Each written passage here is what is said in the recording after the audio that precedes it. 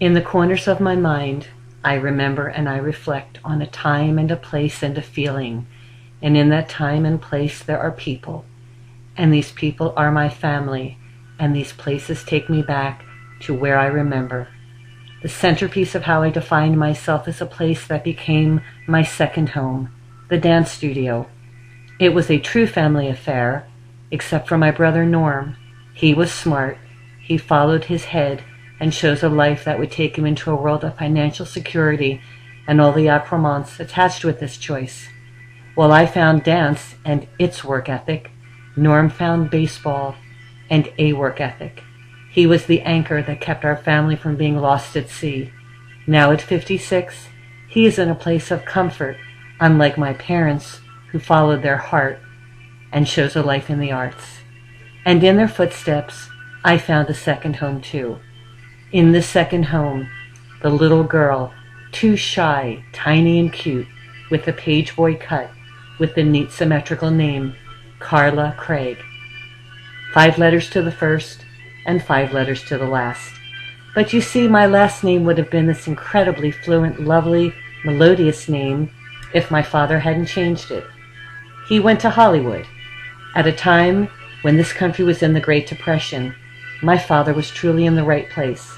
As a dancer, mainly ballroom with some ballet, he left to seek out his destiny in the land of milk and honey, Hollywood. He worked under the great Busby Berkeley, famous for such musicals as The Gold Diggers of 1936. My father's real name was Norman Cugino, stressing the second syllable so it would sing, though too ethnic, too Italian sounding for the 1930s, when everyone wanted to be Americanized. So my father changed his name and became a Craig after his first wife's maiden name. My father returned to Philadelphia, and the quest to make his mark led him to teach dance, both ballroom, on the radio, a first for its time, and ballet, where he would meet and be touched by her grace, dignity, sensitivity, beauty, and courage. This special lady, 20 years his junior, would take on his quest, and together they would make their mark, a class act.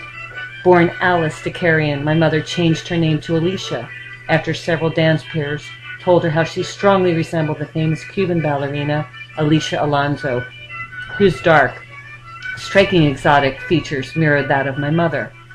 Together they would change the face of dance in Philadelphia as they co-founded the Philadelphia Civic Ballet School in 1948 and the company in 1955. They dared to do what had never been done in the city of brotherly love. They staged the first full-length Nutcracker ballet and brought in renowned guest artists from communist countries such as Russia and Cuba. My mother was a true talent and wore many hats: dancer, teacher, my first ballet teacher, administrator, producer, mother. She once told me that the only way she could feel free was to dance. I followed my parents' passion for dance and found my second home in the dance studio. The dance studio served as my second home for many, many years as the dance student, professional dancer, dance teacher, and choreographer. I met Michael in my second home, my husband. My grandmother asked upon meeting him, "Where did you find this angel?" And yes, Michael has been everything and more, my forever soulmate. Together we danced, both classical ballet and Ukrainian dance.